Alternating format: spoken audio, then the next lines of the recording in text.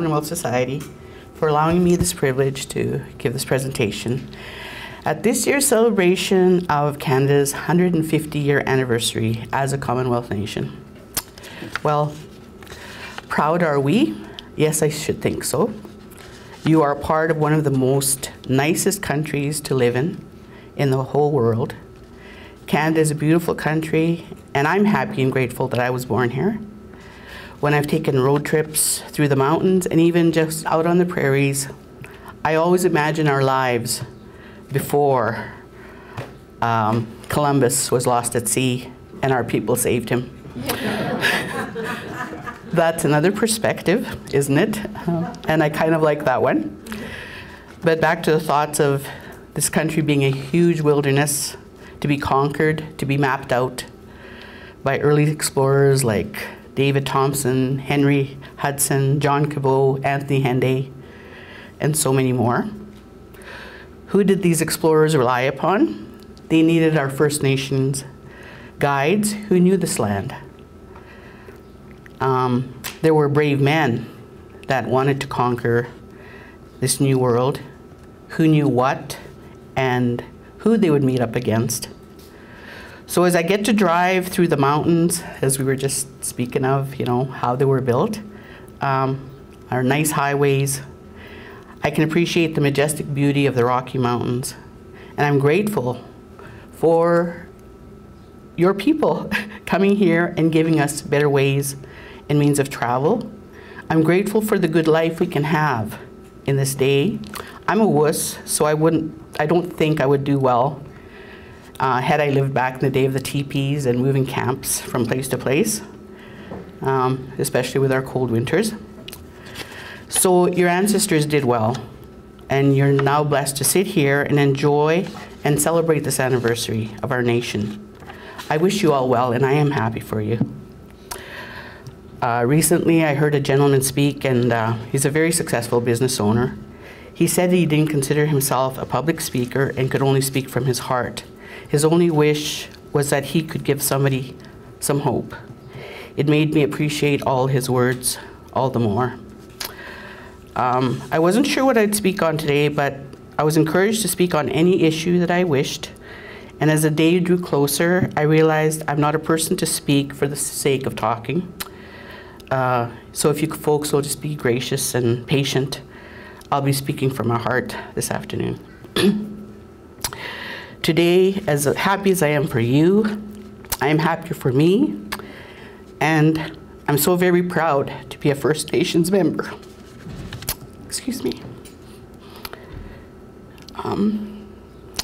You see, I realize what strong people we are to have lived in this country for centuries. We lived without today's luxuries of heated homes and vehicles in the winter and cool air-conditioned ones in the summer. We took from Mother Earth what we needed, whether we were sick or healthy. And our Creator provided us from day to day. He still does. We had our own leadership system, and we were led by our Creator through the wisdom of our elders. We lived in harmony with the Creator, the earth, and one another. And yes, there were battles between some of the tribes.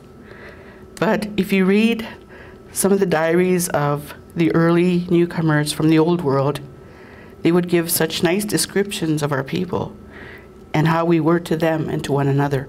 As Sharon mentioned, I think there's such a welcoming way that our people have.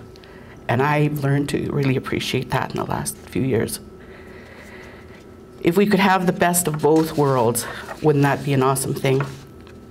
I can honestly say this now because there were years that I wasn't proud. I was ashamed of what I thought were weaknesses in my people.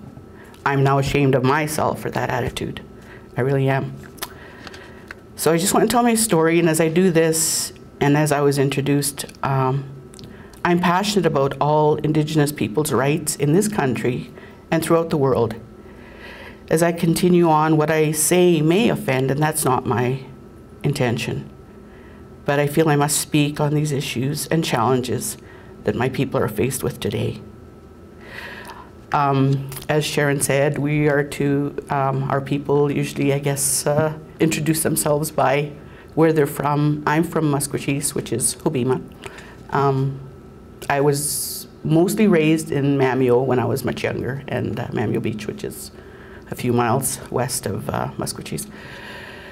And I'm of Cree descent, mostly. There was Scottish and French on both sides. On my mom's side, there was Scottish and French. On my dad's side, there was a little bit of French. So that's my background. But I was raised in a Protestant Christian home, sent to Sunday school, and went to church services. And I know I inherited a strong faith from my dear mom and dad. When our mom died suddenly at the young age of 36, leaving behind 6 children, 2 under the age of 2, our world collapsed. Our father started drinking, and in the end, he couldn't take care of us. We ended up in the foster care system. In between, he would try to take care of us, and then end up having to send us back to other relatives to take charge. He eventually passed away after living on the streets and falling down some concrete stairs here in the inner city in 1976. And so at the age of 18, when a minister came out to have services on the reserve, I followed this man's ministry. I moved up to Edmonton, and for the next 35 years, invested my life in this man's church. I'm a loyal person, and I so believed this was where I was supposed to be. I met my husband, who was not Aboriginal, and we raised our 2 children with this church central to our lives. Education wasn't promoted in this church for neither men or women, but especially for the women, not for the women. So I was a stay-at-home mom. I had worked as a bookkeeper and secretary for the church before I was married, and so continued part-time into my married years. My husband eventually became a trustee, and we worked as a team doing what we felt we were meant to do. I was able to work in my home because we ran the church's administration office from our home. I have to say, having been disconnected from my own biological family at the time of our mom's passing, I never felt like I had family, even though most of the siblings, my siblings and myself, spent much time at the same time in some relatives' homes. I guess we were all just trying to survive, as we didn't, so we couldn't stay close. So of course, the gift of my children and being able to raise them in a wholesome atmosphere, which I felt it was a family I wished I had had growing up. My children and grandchildren are a gift from the Creator. Also, the church gave me a sense of belonging. My husband was a very good provider, a hardworking Ukrainian. We worked hard to build a business. In the last few years I was with him.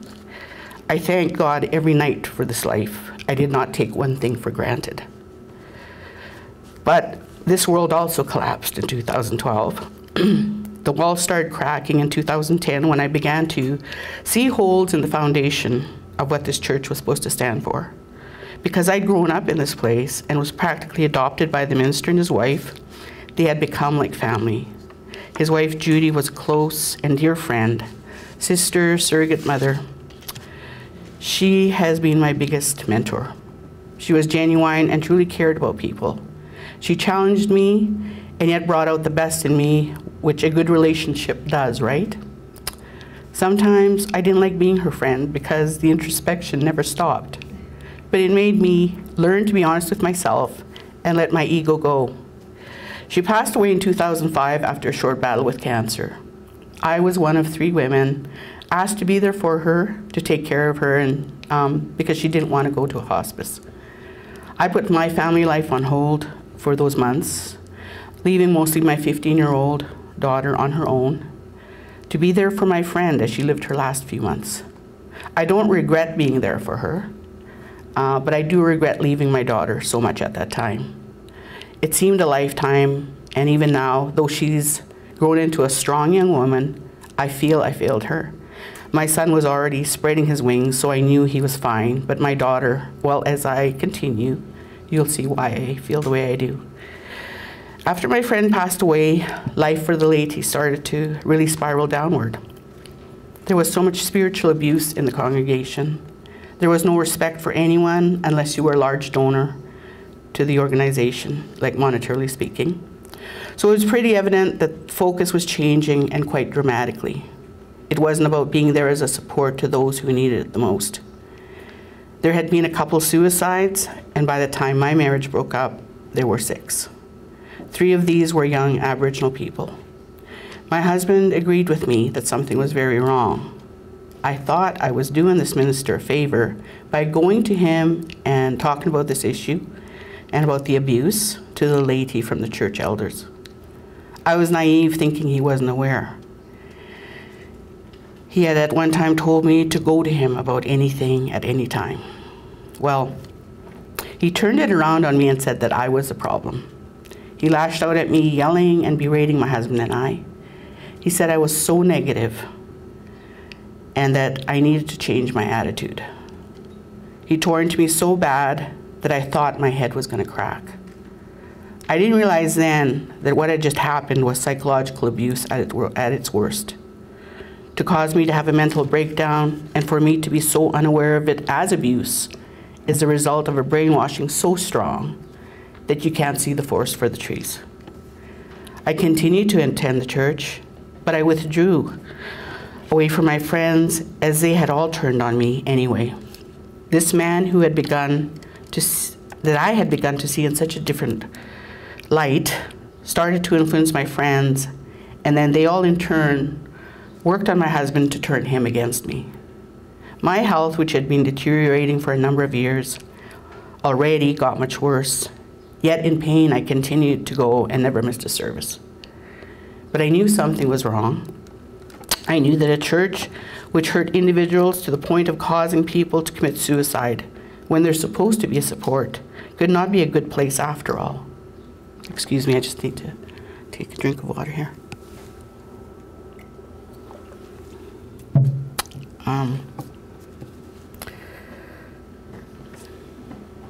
In the last 8 months I was there, my eyes were opening and I was seeing it for what it was. The sad part is that my husband chose not to see it. I guess when you've given so much of your life to a belief system and you need a place of belonging, you'll be the ostrich who sticks their head in the sand. Anyway, long story short, I was kicked out in May 2011. They hoped I would grovel to go back and repent of my negative attitude, but I found the longer I was gone, the more at peace and happier I felt. My daughter, seeing the hypocrisy of the place, left a few months later. This was a good thing because I didn't know then how much she had struggled with suicide for a few years. When she left the church, this struggle left, the thoughts of suicide left. And if anyone knows or has experienced losing a loved one through suicide, it's very soul-searching. I had to take accountability as a parent. Although I know the church had so much influence and had so much to do with it, I had been a part of this cultish place, and I was loyal to the cause. My prayer is that one day my ex-husband will be grateful that she left when she did. Although it seems impossible for him at this point in time, things happen that can change your perspective, and it can happen in a day, as I've learned. So now my husband had 2 people in his home who were not at all interested in attending our once much beloved church. His abuse escalated from verbal harassment, and he finally got physical in early 2012 when we had to call the police. This was so traumatic for my daughter and I, and because we'd both seen my husband change from the kind person we'd known for so many years to a mean-spirited, cruel man. After the police incident, my husband turned it around on me and said I was wrong to call the police on him. Also, another issue had come up. I had told a couple of friends about a sexual indiscretion committed by one of the elders in the church 30 years before. When it had happened, I'd been advised by the minister to never say a word to anyone about the incident, not even my husband. Dutiful as I was and naively trusting this man to be full of wisdom, I never said a word until I was asked to leave the church, because I started to question that this man was now an elder, and my daughter was still going at the time, and I was worried about her. and I knew I had a legal obligation to protect her. So I told my husband that. But yeah, a few months later, after I'd spoken to some friends, one of them wrote a letter exposing this and other questionable things to the members, all the members of the church, well, most of them. I was blamed for this letter, and so they went after me like they were out to get me. And by the way, the sexual indiscretion was committed against a young Aboriginal girl who was eventually asked to leave. But she was put through hell until she was asked to leave, and it was a few years before I would be gone. So when I got up on the morning of after Family Day in February 2012, after 29 years of marriage, I found out my husband had left me. He left a letter explaining why he was leaving, and it was basically to stick up for this elder. He took all our business files, and because we'd had a business, and he just left me with 10 grand in our account to live on until I found a job, were his words. Eventually, he wound up with half of everything. So now I'm on my own, needing to find employment with no certificate or diploma of any kind, and Aboriginal to boot. All I have to rely upon is my bookkeeping experience. So through all the ugliness of the divorce, I began taking university courses. I didn't get to finish my diploma, although I was able to find work. It was back on my reserve in a youth treatment center that is funded by Health Canada. And I enjoyed working with the youth, and although I wasn't a youth counselor, there were those who found their way into my office, and I got to know a few. I used this opportunity to try to instill a belief in themselves, to reach for their dreams. I also began taking Cree classes, so I really appreciate what Sharon said about that too, because in doing so, I realized our native tongue is based upon respect for one another and the earth and our Creator. I love this because that's my heart. That's what I had seen was missing in the church I was no longer a part of. There was no respect for anyone unless you had money. And so when a suicide happened, the attitude was like, who cares? There was no value for a life anymore. So like, take the word danse. How are you? Well, you don't ask someone that and then walk away. You ask because you are really interested in how they are doing. It's respect. All our language is based on respect. And I now see that I was being led by the Creator back to my roots and identification as a First Nations member. Once again, though, I was faced with the challenge of standing up for those who have no voice. In this case, there was lateral abuse towards some of the staff, and I knew it wasn't right to be letting good youth counselors go just because the director didn't want to answer to them. In my opinion, if a person wants to be in leadership or feels they have a calling, they should exhibit good leadership qualities, such as be willing to be accountable and be a servant to the people you're leading, rather than taking and using others for your own promotion. I abhor anyone who uses their position of authority to hurt those who are in their charge. And I'm learning that there are politics that can come into play in any organization, and if you don't play by the rules, when and if you make your position clear and it's not the status quo, you will be ousted. I was let go because I wouldn't take the blame again for complaints by the staff against the director, so familiar to my experience with the church, where I had been told I was the problem. In the latter case with the Youth Treatment Centre, I feel that when funds from any government organization, which in this case was Health Canada, and they were sponsoring for the betterment of youth, then that's where our focus should be. When you have good counselors who truly care about the youth, why would one so willingly let them go? This wasn't the case. It was about making the center look good than actually doing good. However, I've taken the good, which was what I learned about our language and our cultural ceremonies, although it would only be a snippet to what I have experienced this past year. I'm also now learning about the negative impact of the residential schools, that the impact they had on our people, the intergenerational trauma caused by what happened to our parents, our grandparents, even my peers. Now for a person who's been led to believe in a certain way for so many years, it's hard to change and be open, especially where it involved my dear mother and father's faith. because I wasn't raised in a cultural environment. But I'm open to it, and I've learned so much, and I've embraced it, actually. And it's made more sense the more I read and the more I experience. There have been quite a few who experienced the same abuse I did from the church.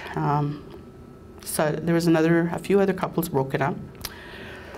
Such was a friend who'd been asked to leave the church before I was, and one day when we got talking about the news of the residential schools and the trauma the students were put through, this helped shed light on the parallel between the schools and this church that we had come out of. They isolate the individual, so the individual feels they have no place to go. They promote a fearful, judgmental God who condemns. Then they can abuse individuals knowing that they will give in and do as they say. The young people at the church who took their lives felt they had nowhere to go. Their families could not be there for them because they had left the church and were no longer a part of the family of God. It's such a cruel act on the part of the churches. Shame on them. I say shame both on the churches who ran the residential schools and the church I was ousted from. I'm finding it's no wonder that more and more Aboriginal people are drawn to our original faith in the Creator and to our ceremonies. I have felt like I could never, ever be a regular attender to any church ever again.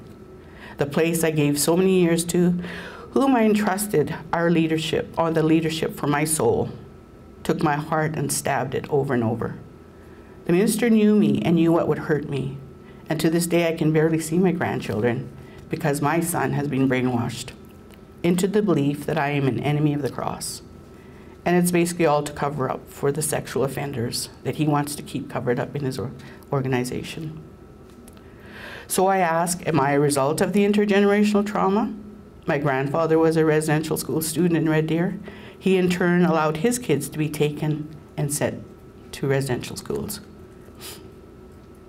I don't believe my mother went to the school that was that now is the Nietzsche Training and Poundmakers Treatment Center.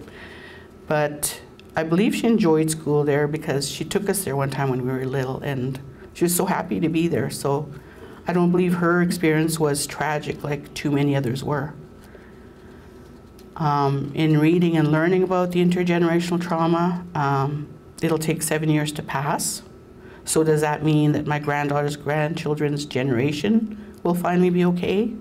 That's about 50, 60 years from now. Can we beat this trauma before that? I'm searching for answers. In my search, I'm being placed where I need to be. I actually didn't ask or look for this opportunity, but when Gordon approached me, I agreed, and then after 4 months later, I thought, what am I doing, you know? But the more of my people I get to know, and the more chances I have to speak with elders, the more I'm told my story is the same as so many in our community. And I just felt it'd give you another perspective. When once, many years ago, our families stayed a unit, today many of us in our Aboriginal communities are disconnected from family. So I am not unique in this. When generations ago, our mothers held their little ones in moss bags, so close to their beating hearts, for as long as they could, and they did. Then these little ones were torn from them to be placed in the schools, to rid Canada of the Indian problem. It's no wonder our people now need parenting skills. We need to relearn what was stolen from us. Have you ever heard of anything more sad? Anytime we hear heartbreaking stories of little children, it breaks all our hearts, doesn't it? Yet Canada's Prime Minister at the time of the schools pushed for this genocide. I've read the letters that government officials sent to school superintendents and how the government hoped the Indian would be killed off. Looking back to my years at the church, I realized the leadership tried to take the Indian out of me. Because I had assimilated well into the white society as the years went on, I was easily accepted by my non-Aboriginal peers at the church. However, when I started to raise real issues, the minister said to a young Aboriginal person that he wished all the natives would leave church. So much for the saving of our souls. I, like so many I know, cannot stand the poverty we see on the reserves that our government placed our people in. Besides the church's influence, I wanted to get away from the poverty, and I wanted a better life than what I saw around me growing up. Yet it is also a struggle to live away from the reserve without proper education. I'm grateful that even though I've lost so much after my marriage breakdown, my daughter has a chance to pursue a degree at the MacEwan University. What the government did was put our people in a box, and so many have accepted living in this box. They don't have to, but they've been beaten down until they don't believe in themselves enough to climb out of the box.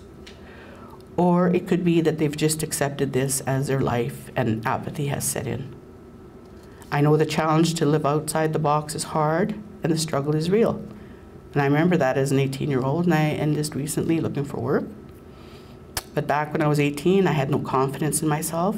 And finally, through an organization called Native Outreach, I got a good job with Syncrude. But I gave up that job to work for the church I attended. And it was a little bit more than half the pay I was making at Syncrude.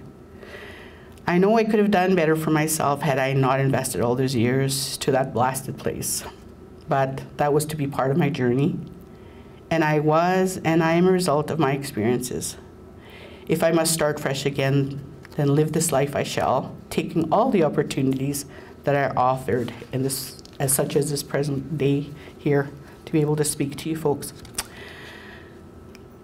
So because of the marriage breakdown, I was unemployed for half of the last 5 years. And I finally found employment again in July of last year. I work for Native Counseling Services of Alberta, doing finance.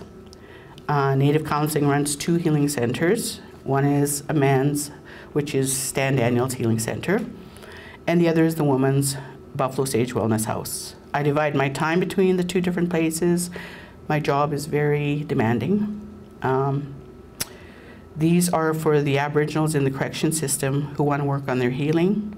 Sometimes even non-Aboriginals will make their way in. I get a lot of fulfillment from my job. These are my brothers and sisters who lost their way a bit, and this is a chance for them to work on their healing so that they don't end up back in the system. Recently, our director passed out some statistics on the percentage of Aboriginals in correction systems, and it's staggering, especially here in the Prairie Provinces. And why the Prairie Provinces?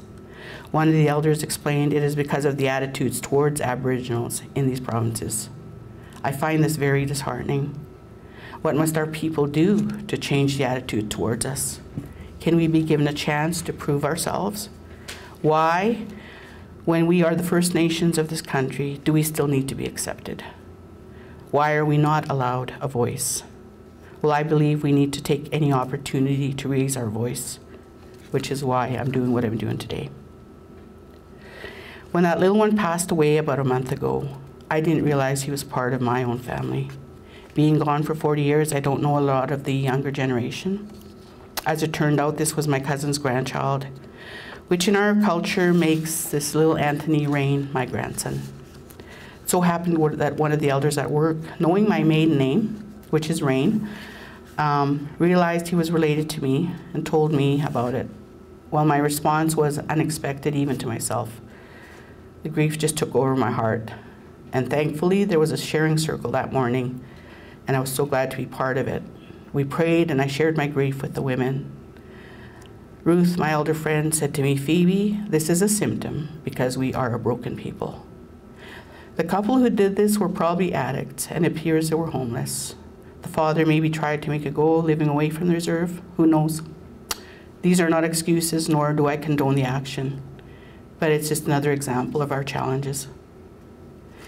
I've seen a good change in the center from when I first began my employment last July to now, 11 months later. The new director at Stan Daniels started soon after I did, and I still remember when she first addressed the staff and the residents. She spoke about kindness and respect. I was like a sponge, and my heart thought, a woman after my own heart. I'm so grateful to have the opportunity to work with a good organization who does good things for our people. I know the CEO and directors are movers and shakers, and good changes are evident, especially at Stan Daniels. After my experience rubbing shoulders with such mean-spirited people for 30-some years, I welcome anyone who shows simple actions as kindness and respect. And that's all I would ever want to project to anyone. I used to be like those people at the church. I could be as mean as anyone. But going through the hardships and the inward changes, looking back, I know it was to bring me to where I am today. And if I can, in some small way, empower someone to find their gift and use it to fulfill their dreams, I'll feel like I've done something. I think that's the key, to each find our gift. We're all given something by the Creator to use to give back. The more of our people find their gifts, the higher we will soar. I want to acknowledge those of our community who've made it in this society. I want to acknowledge Sharon Pasula. I want to acknowledge the elders that I work with, Ruth Cardinal and Victoria Whalen. And Fred, I have a hard time saying his name, Agabelli or something like that. He's from the Alexander Reserve. I've learned so much from these elders, and I cherish every moment I have that I can speak with them and ask them things. But we also have, I just want to mention a few things that I know I've seen in the news, and it makes me so proud. We have Tashina Buffalo, who showcased her fashion line in London recently. We have artist and activist Erin Paquette running for Ward 5. We have our Northern Cree drummers and singers who performed at this year's Grammys. We have Cindy Blackstock, who's fighting all the way to the Supreme Court of Canada for the children and social services. And we have many young actors and artists who've made their way to the movies. We have rock groups and artists who've won Junos. We have Aboriginal doctors and nurses, and this just makes my heart soar. To see young and old Aboriginal people who are using their education to make changes, be voices for our nation. We have no choice but to pick up the pieces and do what we can to bring healing and strength back to our people. After what our government did throughout the years against us, we are left to fix our problems. It's sad, but what's being done to our people is a stain on both the Canadian and the US flag. These are not my words. I'm quoting a minister who passed on, which I have great respect and admiration for. He was a humble mix of Irish, German, and Cherokee descent.